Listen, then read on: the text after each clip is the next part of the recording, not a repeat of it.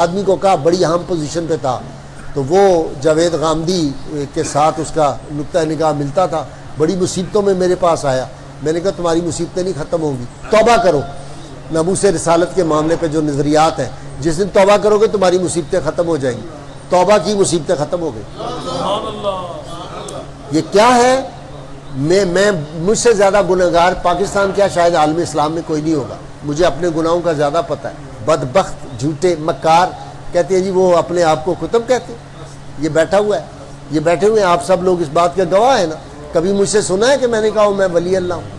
मैं तो, मुझे जिस आदमी ने परसों फ़ोन किया था कि आप वक़्त के मुजद्दिद हैं, आपको पता है, डॉक्टर ने लाड़काना से, मैंने कहा मुजद्दिद जिस घोड़े पे सवारी करे उसकी जो धूल उठे, मैं तो उसके घोड़े के सुमों के बराबर भी नहीं। हमारी तो ये इनकसारी है। लेकिन रसूलुल्लाह सल्लल्लाहु अलैहि वसल्लम बारगाह में उन्होंने सेलेक्ट किया हुआ है अपनी, वो बंदा नहीं कुछ कर सकता। बंदा कहाँ कर सकता है जी?